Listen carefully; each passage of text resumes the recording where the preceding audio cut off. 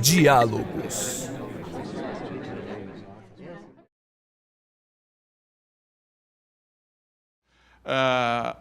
Quem tem que falar são os nossos brilhantes palestrantes, né, Walter? Chega, né?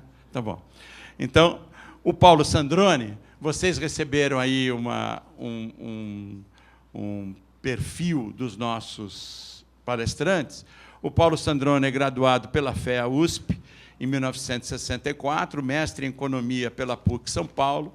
Entre 65 e 69 foi professor da Faculdade de Economia da PUC e da Faculdade de Filosofia, Ciência e Letras de Rio Claro.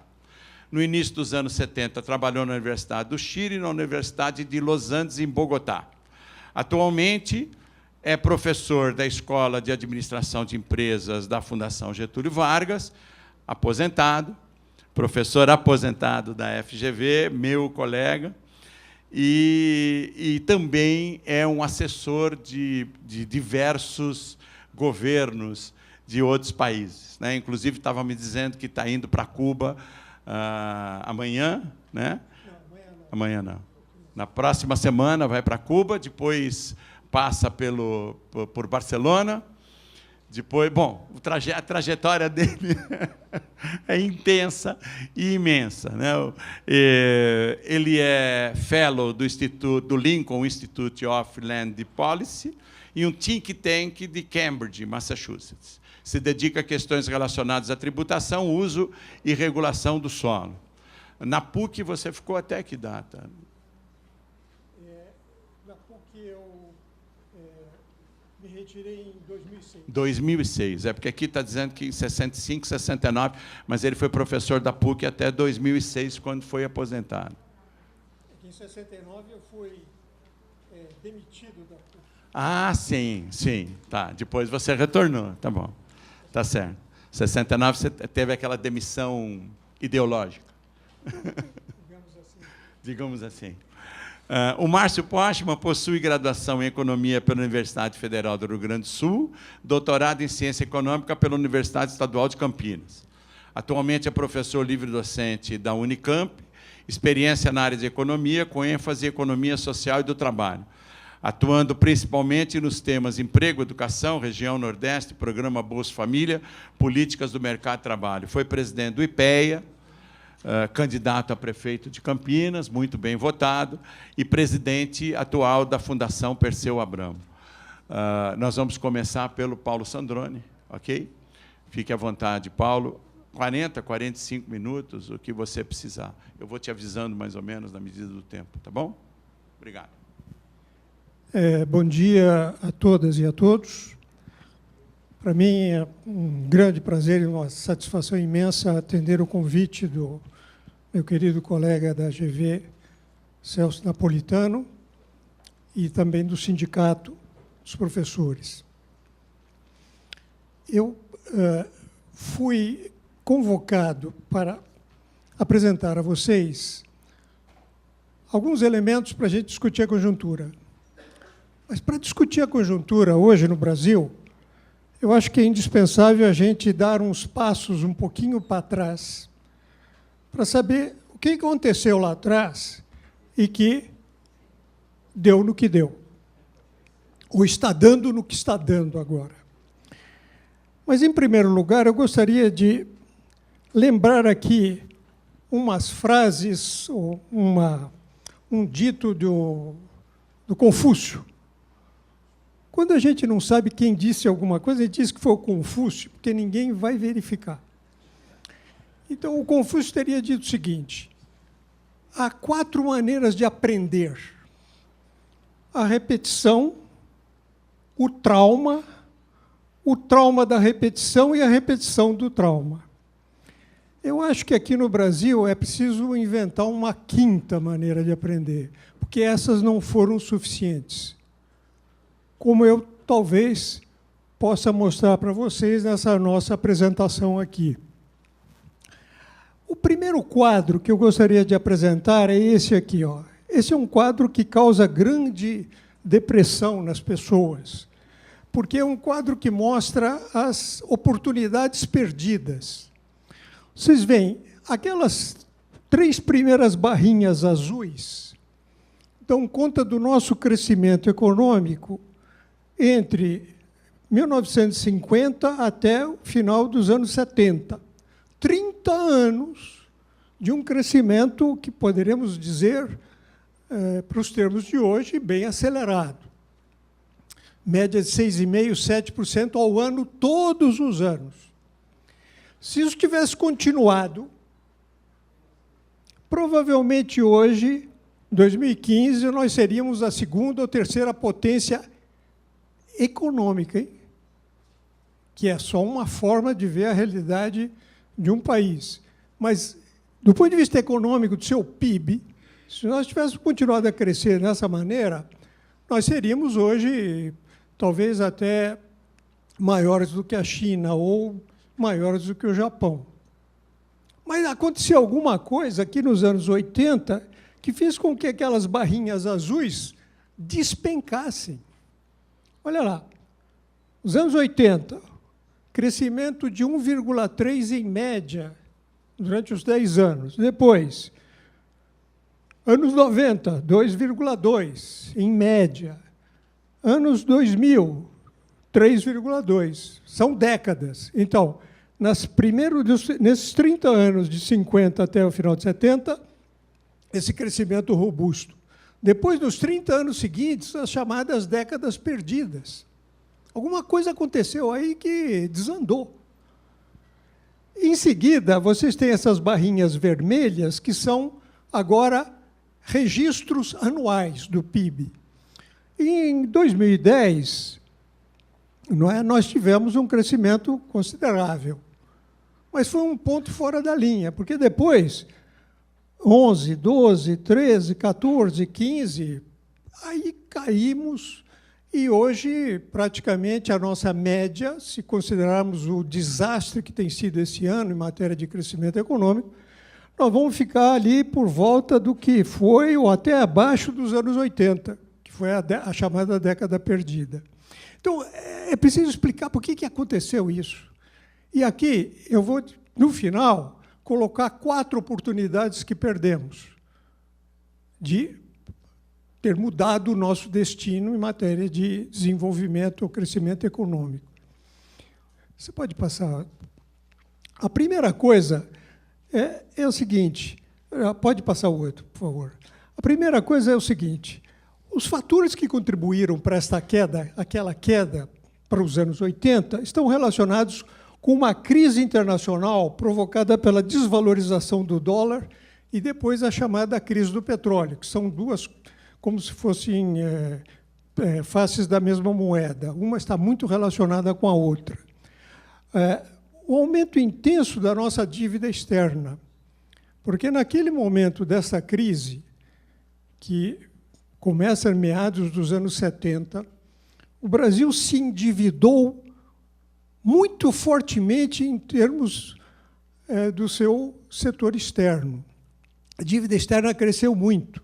Estávamos no governo militar, governo Geisel, saindo do governo Médici, mas os 2 governos foram responsáveis por um forte endividamento.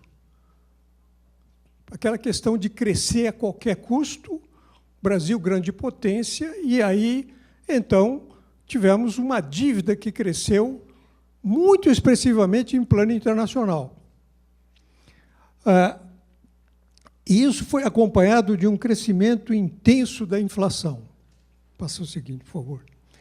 Então, para vocês terem uma ideia da raiz dessa crise, um dos problemas centrais foi o abandono do acordo de Bretton Woods, que foi assumido em 1944 e que teria a função de durar um período muito longo. Mas ele entrou em colapso por uma atitude americana, um elevado endividamento, empurrando, digamos assim, todos os seus problemas internos do déficit para o resto do mundo, e que culminou com a desvalorização do dólar, uma desvalorização intensa do dólar. Os americanos empurraram essa crise para o resto do mundo e nós não soubemos reagir convenientemente a esse impacto. Outros países reagiram melhor do que nós, especialmente os países da Ásia, mas nós reagimos mal. no momento da crise profunda provocada por essa desvalorização, que depois contaminou o nosso principal produto de importação, que naquela época era o petróleo, fez com que crescer a qualquer custo naquele momento foi uma estratégia equivocada, que depois nos cobrou uma conta muito grande logo no período seguinte, devido ao endividamento, a esse endividamento. Pode passar outra, por favor. Então, as nossas reservas externas, que eram boas em 1972, elas evaporaram. Em 1982, nós tivemos aí uma dívida que saiu de 9 e passou para 67 bilhões. E reservas negativas, quer dizer, eu não tinha nem reserva para comprar um produto de emergencial, um produto que viesse resolver problemas de saúde que nós não tivéssemos, etc. Um colapso em 1982. Governo militar, e antes de 82, um ministro da Fazenda, do Planejamento da época, que era o Delfim Neto, quis também dar um exemplo de crescimento a qualquer custo e fez uma política expansionista que agravou ainda mais a situação. A inflação saiu de 15% para 100%, uma hiperinflação. Então, nessa conjuntura, não era possível crescer do jeito que se vinha crescendo antes. Nesse momento de colapso, praticamente de default, não conseguimos pagar os nossos compromissos externos, não foi ainda uma moratória, a moratória veio alguns anos depois, mas foi um default que levou a uma política de ajuste, que se vocês olharem aí para esses 4 elementos, vão ver que todos os países que estão passando por crises de endividamento, como a Grécia, por exemplo, usam essa receita. E nós estamos usando essa receita agora também, que é, primeiro, desvaloriza o câmbio. A Grécia não pôde fazer isso porque ela está dentro do euro e ela não tem capacidade de desvalorizar uma moeda que ela não controla. Então, mas ela usou todos os outros 3.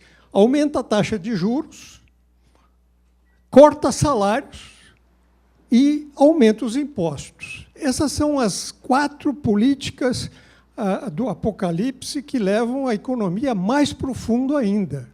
Mas essa é a terapia, a alternativa que o Brasil teve na época para sair ou tentar sair da crise. Não é? Então, nós crescemos apenas 1,3%, e no decênio seguinte também, como não conseguimos resolver o problema herdado da década anterior, continuamos também num crescimento muito baixo. Depois, a inflação foi impulsionada pelas desvalorizações cambiais, e aí o galope da inflação se acentuou. Por quê? Um país que não consegue pagar sua dívida externa, por definição, é um país onde escasseia a moeda estrangeira.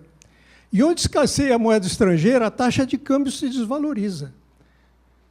Dólares escassos querem dizer dólar caro. E esse dólar caro, com a necessidade de desvalorizações cambiais frequentes, porque a inflação mesmo se autoalimentava em termos das desvalorizações cambiais, foram levando essa inflação para a marca estratosférica de 45% ao mês. Vocês talvez se lembrem dessa época, não é? Onde a inflação assumiu um caráter galopante. Vários mecanismos de defesa, como as correções monetárias, as contas bancárias, etc., os reajustes salariais cada vez mais frequentes, passaram de 1 ano para 6 meses, 6 meses para 3. Daqui a pouco você tem que reajustar os salários de 15 em 15 dias para recuperar pelo menos parte do poder de compra perdido durante uma época de hiperinflação. Então, aqui nós temos um endividamento externo muito elevado, você não consegue pagar a dívida naquele ano, não consegue pagar os juros dessa dívida, que são altos. Os contratos brasileiros foram feitos em termos leoninos. Um devedor frágil tem que aceitar as condições do credor. E, portanto, a cada ano, o juro incidente levava essa dívida ainda mais para frente, e ela ia sendo contabilizada, mas não ia sendo paga. Então, por mais esforço que o Brasil fizesse durante esse período de 80, 90, nós não conseguimos equacionar o problema externo. Então, estavam sempre estrangulados pela falta e escassez da moeda externa e, portanto, uma incapacidade de atrair qualquer investimento, seja nacional, seja estrangeiro, porque você não tem condição de pagá-los. Então, nós ficamos andando de lado. Isso permaneceu sem solução, até o início dos anos 90. No início dos anos 90, nós tivemos o Plano Real, e um antecedente do Plano Real, que foi muito importante, foi o Plano Brady, porque os credores também se convenceram de que os devedores não conseguiam pagar do jeito que os contratos tinham sido elaborados. E não era só o Brasil, era o México, a Argentina, a Iugoslávia, Filipinas, e não sei quantos mais países que tinham entrado nesse processo de endividamento e sem condições de pagar. Então, os credores se convenceram que era preciso fazer um plano estilo Casas Bahia. Você não pode pagar, então vamos estender o prazo que você tem para pagar. Originalmente eram prazos muito curtos, vamos alongar o prazo e dar um jeito aí, dar uma melhorada na taxa de juros, porque a taxa de juros cobrada por um cliente que não dá muitas garantias é uma taxa de juros estratosférica, em termos de moeda forte. Chegou a ser quase 20% ao ano em moeda forte. É um absurdo, ninguém consegue fazer frente a um endividamento com essa taxa de juros. Então, o que houve foi o acordo do Plano Brady. O acordo do Plano Brady, que foi lançado em 89, quem primeiro aderiu foi o México, resolveu a sua questão, porque ele precisava entrar no acordo com os Estados Unidos e Canadá para formar o NAFTA. Não é? Depois a Argentina, que lançou o Plano Cavalo em 91, teve êxito, estabilizou as suas contas externas, se zerou com os credores, alongou a sua dívida, reduziu as suas taxas de juros. E o Brasil entrou tardiamente, porque houve aquela maluquice lá do governo Collor. Enquanto o Collor esteve no governo, não havia acordo possível, porque o Collor tinha feito duas coisas que os credores consideravam demenciais. Primeiro, congelamento, e segundo, o bloqueio de ativos financeiros, que era meter a mão na propriedade privada das pessoas que tinham suas poupanças lá. Nem o Fidel Castro fez isso em Cuba inicialmente, depois ele foi, aos poucos, se expropriando a burguesia, mas ele não fez isso. Inclusive, ele estava aqui no Brasil, na posse do Collor, e foi um dos únicos que ficou mais tempo. Os outros todos se mandaram. E só no dia seguinte é que o plano foi lançado. Aí perguntaram para ele: Fidel Castro, o que você achou? Comandante, o que você achou aqui do plano? Ele falou: uma violência, porque dizia, nem isso em Cuba nós fizemos. E o Collor fez isso aqui. Enquanto esse problema não foi equacionado pelo impeachment, os credores não queriam conversa com o Brasil. Aquela política maluca não sabia o que ia dar.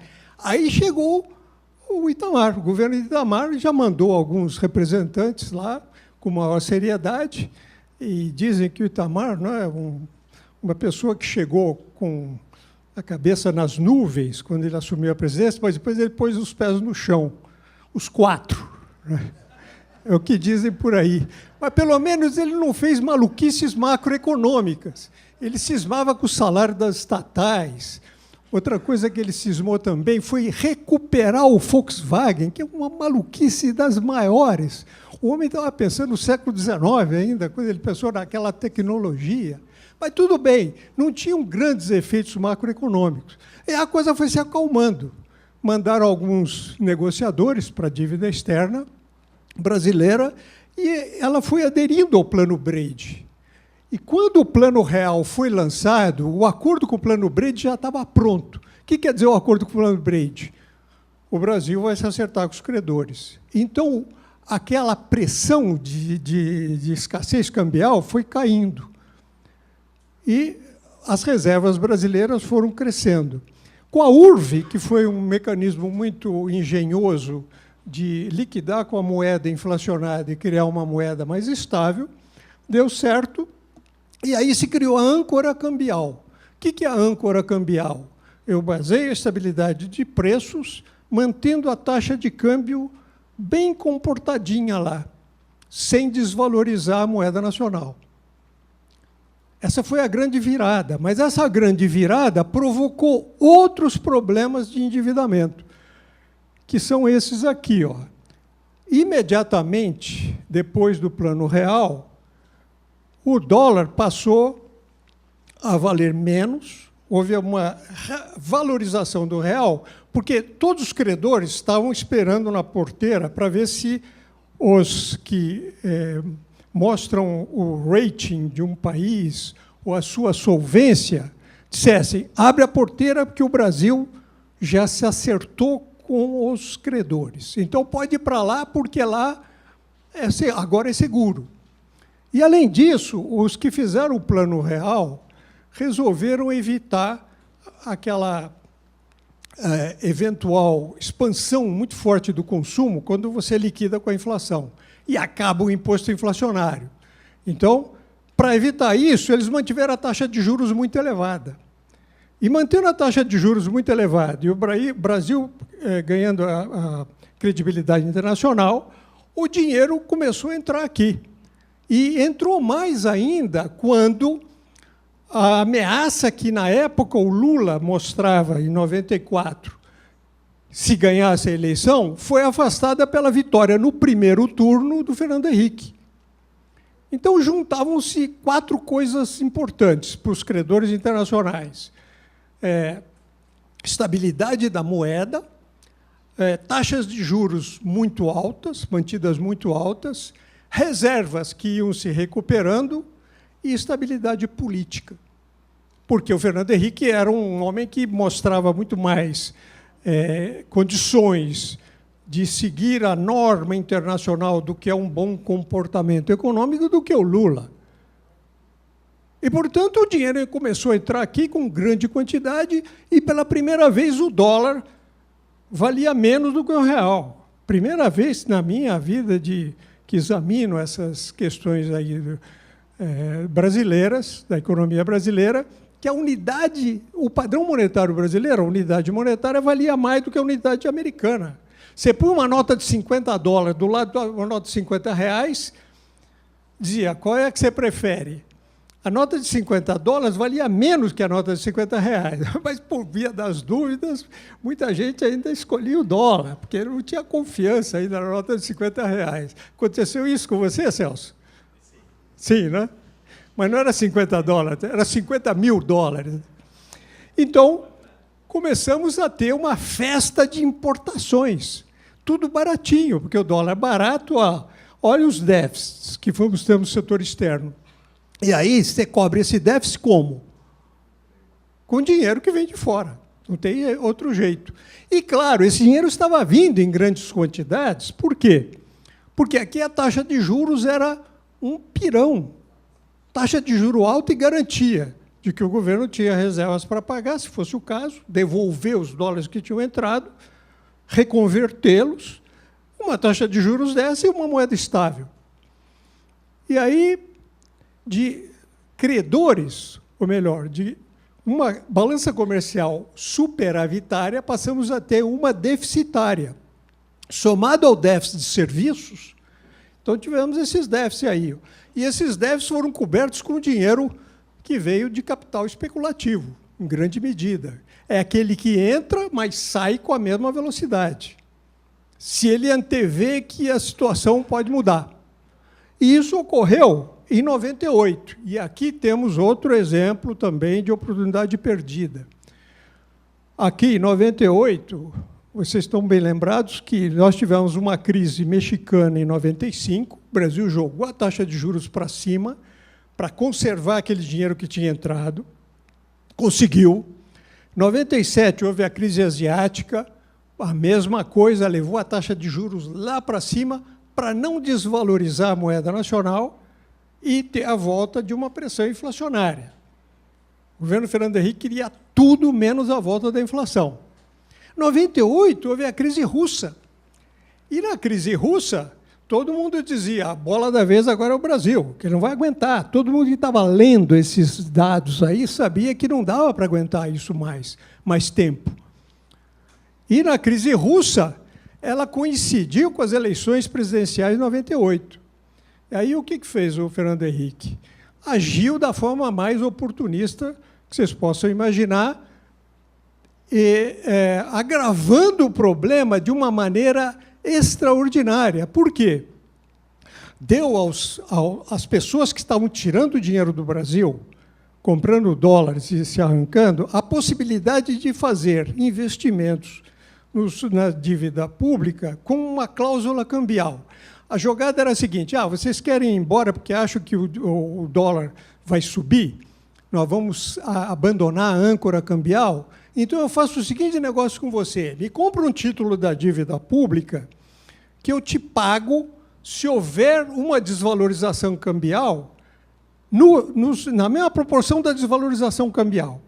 Por exemplo, você me compra um título de R$100, e se há uma desvalorização cambial de 50%, eu te pago 50% sobre o dinheiro que você investiu. Ora, fez a aposta absolutamente errada. Por quê? Quem se aproveitou disso, sabendo dessa situação de insolvência insustentável, fez essa aposta. Comprou títulos do governo com cláusula cambial. Vencidas as eleições, em outubro, ainda demoraram uns 3 meses para fazer a desvalorização em 99. E aí, em 99, a desvalorização foi fortíssima. Mas a diferença do que está havendo agora, ela foi muito mais, o prazo foi muito mais curto. E a desvalorização chegou a ser quase 100%, em questão de 2, 3 meses. Claro, aqui, então, tivemos uma quebra muito forte e o abandono da âncora cambial. O plano real acabou aí. Na verdade, baseado na âncora cambial, o câmbio segurando a inflação já deixou de existir. O governo declarou o câmbio flutuante, como está até hoje. Mais ou menos, às vezes o governo intervém. Mas, se nós olharmos o outro quadro, vamos ver também uma situação muito preocupante no setor interno, nas contas do governo. Porque cada vez que o governo queria manter os dólares aqui, ele aumentava a taxa de juros. Ora, a taxa de juros reverberava em cima da sua própria dívida, que ia aumentando. Não era nem um tiro no pé, aí é um tiro na virilha.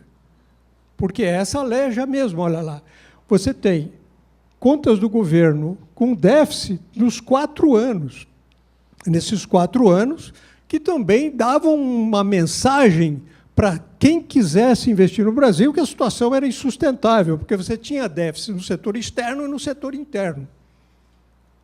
E de grandes proporções.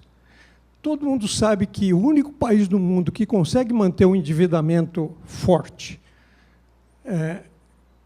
e convive relativamente bem com isso, claro, tem limites também, mas é um elástico enorme, são os Estados Unidos. Todos os outros países que se endividam vão encontrar problemas sérios no curto prazo. E, na medida em que isso se repetiu no Brasil durante 5 anos, 4, 5 anos, não era possível mais manter esse esquema de segurar a inflação com o câmbio. Então, esses 2 déficits levaram a uma política chamada do tripé. O tripé é o seguinte, você, em vez do câmbio ser um câmbio mais ou menos administrado e fixo, que mantém os preços bem comportados, você deixa o câmbio flutuar. A cada dia ele pode ser maior ou menor, dependendo da oferta e da demanda de dólares. Mas você tem que também dizer para os agentes qual será a meta de inflação. Qual será a meta de inflação para o ano que se inicia, não é? Porque, senão, você não dá nenhum parâmetro do que vai acontecer com os preços. Agora, para manter essas 2 coisas, você tem que aumentar o único instrumento que você tem mais violento e eficaz é o aumento da taxa de juros. Se a inflação estiver saindo um pouco dos parâmetros, se aumenta a taxa de juros, o crédito fica mais difícil, a demanda cai e os preços voltam a ser bem comportados. Claro que isso causa recessão, mas o importante é manter... Não, pode deixar aí. É manter a inflação bem comportada. Agora, se você aumenta o juro, você tem que dizer para o agente que está investindo como é que você vai pagar esse juro. Então, o governo tem que prometer outra coisa, que é o superávit primário. O que é o superávit primário? Ele tem que fazer o seguinte compromisso. Tudo aquilo que eu receber, depois de pagas todos os meus compromissos de pessoal, custeio, manutenção, investimento, eu tenho que reservar uma parte substantiva para pagar os juros. Essa é a ideia do superávit primário. Esse tripé aí é uma política que também não deve ser considerada como uma solução para sempre. Eu digo, esse tripé deixa a mesa mancando, porque ela sempre está dependendo de uma taxa de juros elevada e um superávit primário, que tira dos governos a capacidade de custeio, manutenção e investimento. E também para uma coisa tão importante, que é manter uma política salarial para os seus servidores decente. Então, veja o que acontece com o tripé. As metas de inflação fixadas, elas, você fixa um centro, que é aquele primeiro dado ali, o centro da meta, e ela pode ser um pouquinho para cima e um pouquinho para baixo. Nos primeiros anos depois daquela crise de 99, nós arrebentamos com o teto da meta, porque a inflação foi muito maior, a desvalorização cambial trouxe uma inflação muito maior do que aquela esperada. Mas depois houve uma disciplina fiscal razoável, até os primeiros anos, a partir de 2010. A partir de 2010, a inflação ficou grudada no teto da meta. Aqueles dados ali embaixo. Olha. 2010, a inflação, o teto era 6,5, ela foi 6,5. Deu cravado ali no teto da meta. Houve uma manipulaçãozinha do governo, porque ela ia extrapolar o teto. Mas agora, olha, em 2015, depois também ficou muito próximo do teto e não do centro. Em 2015, ela já está bem acima do teto da meta, não é? E, portanto, nós já temos aí esse tripé que funciona mal, está funcionando mal.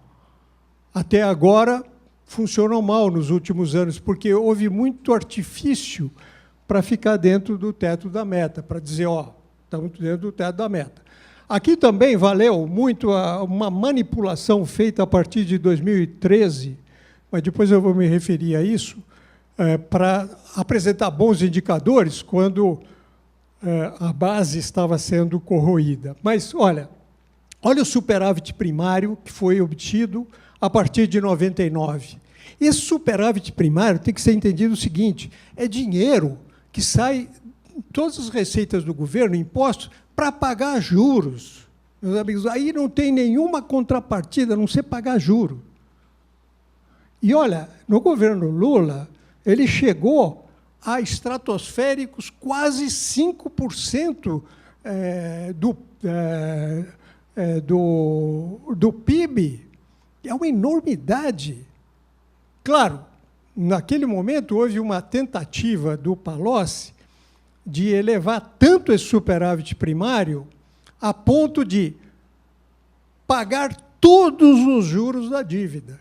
Porque aí seria uma beleza. A dívida externa, a dívida pública teria uma trajetória quase descendente. Mas isso requeriria um esforço de contenção de despesas e aumento de receitas que não era compatível com uma situação política de estabilidade. Mas, vejam, a partir de 2009, houve uma queda no superávit primário, porque houve também um impacto forte da crise de 2008. Vamos passar para frente. Agora, esse quadro é o quadro pouquinho mais, por favor. Esse é um quadro que é realmente depressivo. Por quê? Você faz um esforço brutal, que são aquelas barrinhas laranja, e essas barrinhas azuis, em color mais claro, são juros que você tem que pagar. Quer dizer, você faz um esforço brutal, deixa de investir em educação, em saúde, em transportes e segurança e tal, e não consegue pagar os juros. Quer dizer, fica faltando aquela barrinha cinza. O que você faz com essa barrinha cinza? É coisa que você não conseguiu pagar, então lança mais títulos da dívida pública e aumenta a dívida pública. Claro que, nos anos mais recentes, esse processo caiu um pouco, porque também as taxas de juros caíram, não é? Elas chegaram em 2011 até, acho que, aí é um nível dos mais baixos, que é uma coisa também discutível. Por que o governo baixou tanto a taxa de juros? Claro, isso foi bom, porque não incidiu na sua própria dívida, mas também teve um efeito expansionista que depois teve que ser cortado. Quer dizer, a taxa de juros outra vez voltou a crescer. Mas, mesmo assim, olha, aí a dívida continuou crescendo. Então, isso dá uma conta de que muita gente diz, eu pago imposto e não tenho serviço. É claro, porque parte dos impostos que se pagam é para esse fim aí. É fim completamente improdutivo do ponto de vista do bem-estar da população. É só para pagar a dívida que já foi contraída no passado. Vou voltar ao seguinte. Agora, no superávit primário de 2013, para se ter uma ideia, foi de 99 bilhões. Juros, 269. Quer dizer, houve uma diferença de 170 bilhões que teve que ser coberto com mais endividamento. E, em 2014, aí um desastre completo. A política econômica do governo em 2014 foi de uma irresponsabilidade brutal. Em nome de, também, como aconteceu com o Fernando Henrique, em 98, de ganhar a eleição, foi feita uma política, a meu ver, e aqui eu digo com toda a franqueza que eu puder dizer, que foi irresponsável fazer o que foi feito, porque houve um déficit primário em 2014. Então, a dívida pública cresceu muito mais em 2014, porque não houve nem o superávit primário. Alguém pode dizer, não, tudo bem, mas o dinheiro foi usado para serviços públicos, mas é insustentável. Na medida em que eu vou criando um problema maior para o futuro, tudo aquilo que eu ganhei no passado eu vou perder. Isso me lembra muito, em 1962, com aquela crise dos mísseis lá em Cuba, o Khrushchev resolveu retirar os foguetes e foi aquela humilhação. Então, os cubanos diziam na época, Nikita, Mariquita, lo que se dá no se quita, mas não tirar os foguetes podia levar a uma crise muito maior. Aqui também está acontecendo um pouco isso no Brasil. Aquilo que os trabalhadores ganharam na conjuntura anterior está sendo perdido agora, porque o pessoal está perdendo emprego, o pessoal está perdendo salário, o pessoal está perdendo poder de compra por essa inflação que está muito, padrões nossos, padrões já uma inflação elevada. Então, o que está se perdendo é em função de uma política insustentável que foi mantida até o final de 2014. Isso é uma questão bastante discutível, mas eu gostaria de fazer fincapé nisso, porque é uma coisa que se repete. Fernando Henrique, agora o governo Dilma, ocorreu também no governo Figueiredo com Delfim Neto e aconteceu com o governo do Geisel com o Mário Henrique Simons. Mas podemos voltar a isso na discussão. Um pouquinho mais para adiante, por favor. Agora, para pagar essa diferença, ou pelo menos mostrar uma capacidade maior de pagamento de sua própria dívida, o governo fez essa brincadeira aí. Ele levou a carga tributária, porque não tem outro jeito. De 24% do PIB, a carga tributária total cresceu para 36%. Claro, cada coisa que você entrega para o governo é menos coisa que você tem para você. Seja sociedade civil, cada um de nós, seja os empresários. Então, claro que desse bolo aí vai ter que ser, a repartição vai ter que ser diferente. E o pior é que parte desse tributo aí não é para serviços públicos, não é para o bem-estar da população, mas é para fazer o famoso pagamento de juros por uma dívida trilionária que já está realmente causando estragos muito grandes daqui para frente. Então, o crescimento do PIB ele depende da taxa de investimento. E aqui nós não podemos fazer ilusões. Nessa nossa sociedade de mercado, o grosso do investimento é o investimento privado. O investimento público não substitui o investimento privado. Ele pode complementar, pode ajudar e tal, mas se os empresários disserem não, por alguma razão, não tem jeito. O PIB não vai crescer, o emprego não vai crescer, o salário não vai crescer, a renda não vai crescer. É muito difícil fazer isso. Então, fechar os olhos para essa realidade, por mais que ela nos seja desagradável, não adianta. Então, nós somos reféns desse grupo de empresários que tem a riqueza na sua mão. Alguém já disse, o empresário pode esperar, mas o trabalhador não pode. Ele pode esperar uma nova conjuntura. Ele deixa o seu dinheiro empossado, aplicado aí em qualquer lugar, até que a coisa se clareie no horizonte. E o que quer dizer clarear no horizonte? Tem que existir demanda, e ela foi brindada nos últimos anos, mas já se mostrou insustentável. Taxas de juros que ele tem que ter que sejam moderadas. Se ele não for amigo do rei lá do BNDES, ele pode ter condições muito duras para obter capital para fazer os seus investimentos de médio e longo prazo. E isso também está se perdendo a questão da demanda, todo mundo está aí ou endividado ou jogando na retranca, ou as taxas de juros estão muito altas e os crediários cada vez mais difíceis. E o nível de confiança dos investidores. Esse nível de confiança dos investidores tem muito a ver com a situação política do país. E a situação política está uma espécie assim de enrosco, como naquelas pescarias em que a gente faz em rios que as águas estão muito baixas. Né? É enrosco para tudo quanto é lado.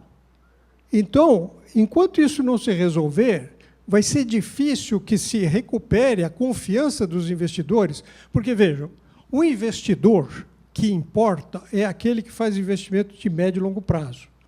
Não é aquele que faz investimento de curto prazo. Agora, para fazer investimento de médio e longo, você tem o problema da duração. Tem um período de anos em que o investidor tem que garantir que aquelas condições que ele considera boas vão se manter. E é isso que falta. Por alguma razão econômica também, mas política, e também tem essa questão da Lava Jato, que, de uma maneira, já estão na cadeia. Parece que os principais empreiteiros do país, responsáveis aí por uma quantidade enorme de obras, até que isso se reestruture, eu não sei quanto tempo vai levar, até saber até onde vai essa contaminação. Quer dizer, a situação política ela é muito contrária a essa recuperação da confiança dos investidores. E, para agravar, o governo, agora, para limpar certas medidas, ou abandonar certas medidas que fez no passado e que causaram essa insustentabilidade agora, está tendo uma política altamente regressiva. Aumenta impostos, ou reduz subsídios, que são coisas que ele tem que fazer para recuperar um mínimo de credibilidade na sua política econômica. Eu digo, do ponto de vista dos empresários. Mas, com isso, ele perde também a credibilidade junto com aqueles que vão sofrer os efeitos dessa política e que já estão sofrendo os efeitos dessa política. Chama para ministro da Fazenda algo inconcebível, há um tempo atrás, que é uma pessoa que pensa diametralmente oposto a ela. Ao tripé da economia, a Dilma tem uma característica interessante. Pela primeira vez no nosso país, na nossa vida republicana, nós tivemos um presidente ou uma presidenta que tem formação de economista. E ela, a meu ver, se baseou em 3 economistas que me parecem muito bons, que são Keynes, Kalecki e Minsky, cujas recomendações podem ser seguidas no momento de crise, mas que, como aqueles remédios, se você tomar em demasia, você pode ter um colapso. Eu acho que ela errou muito no uso dessas terapias recomendadas por esses economistas aí. Foi certo fazer isso em 2009, até 2010, mas depois não. Tinha que abandonar isso, porque são terapias transitórias. Elas não podem se perpetuar. Perpetuar é levar para a insustentabilidade na qual nós nos encontramos. Então, o nível de confiança dos investidores não está na linha do horizonte. Vai ser difícil recuperar. E a instabilidade política também contribui para o agravamento dessa crise.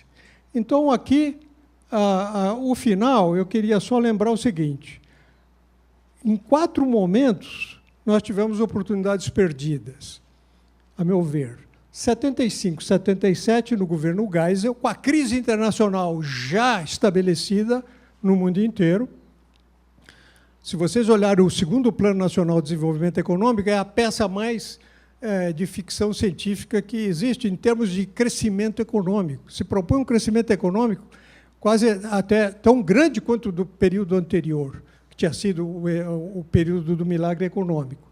Então, para se comparar favoravelmente com o governo anterior, o governo Geisel tocou pau na máquina e levou o nosso grau de endividamento muito maior ainda, com as consequências para os anos 80. Depois, o governo Figueiredo, Delfim Neto, usou uma política expansionista num momento de alta contração e alto endividamento e alta inflação. Jogou a inflação para frente. Não é? Também é uma oportunidade perdida de fazer uma política econômica correta. Depois, Fernando Henrique Cardoso, na época do Pedro Malan, 97 e 98, fez a verdadeira irresponsabilidade no plano cambial, também para livrar a sua eleição, e foi reeleito. Né? Foi reeleito e depois pagou a conta logo no mandato seguinte, logo no início, 99, com uma onda inflacionária muito mais forte. E agora o governo Dilma, 13 e 14, usou também o mesmo método de continuar com subsídios, continuar com uma política expansionista, reduzindo muito a taxa de juros, e quando ela acordou já era tarde. Era tarde no sentido de que se vai pagar uma conta agora muito maior do que se pagaria se a partir de 2013, especialmente 2013, ela tivesse mudado essa política que usou, foi bem usada para superar a crise de 2008 internacional, mas que a sua continuidade nos levou para esse despenhadeiro. Palavras finais. Eu gostaria de dizer também o seguinte: nós temos vários problemas estruturais para resolver, mas eu gostaria de destacar 2, entre os vários que nós temos. Um deles é a questão previdenciária. Essa questão tem que ser rediscutida, tem que ser reequacionada, porque ela, no plano de décadas, ela pode nos levar a uma situação muito grave de financiamento do processo previdenciário. Isso é toda uma discussão, mas eu gostaria de deixar isso como uma referência. E a outra referência é a seguinte: nós somos um dos países que observou um dos maiores graus de urbanização no planeta, nos últimos 50 anos.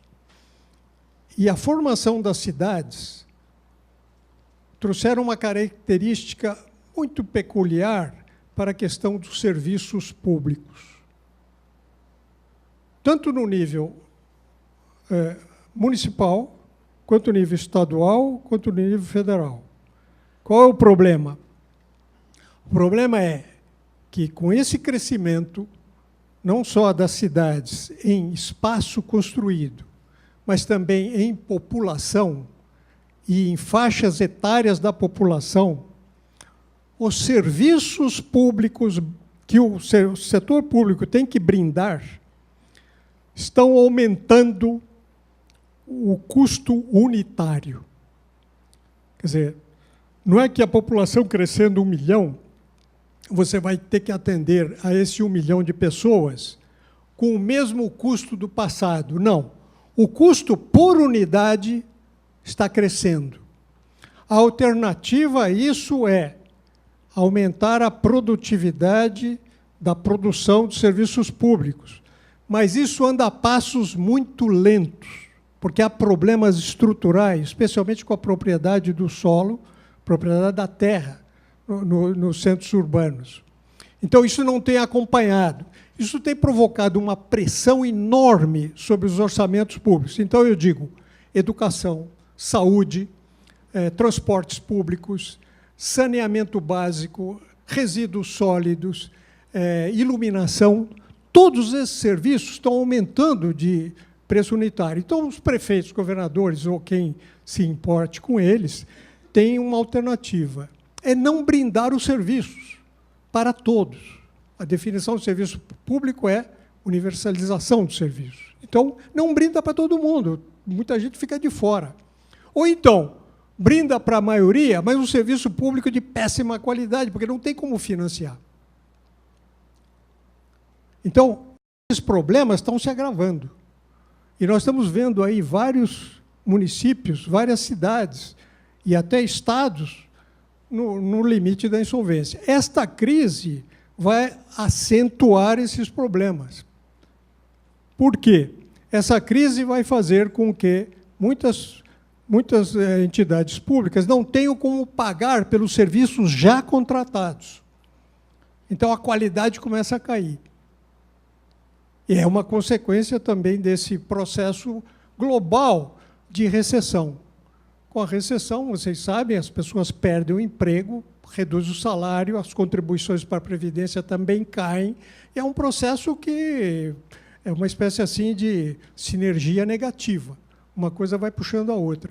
Então, esse problema também tem que ser equacionado. Existem maneiras de evitar que a coisa piore. Mas isso é uma outra discussão. Eu só gostaria de deixar esses 2 pontos para serem discutidos e aqui me preparar para as bordoadas que certamente eu levarei pelas opiniões que aqui expressei. Muito obrigado.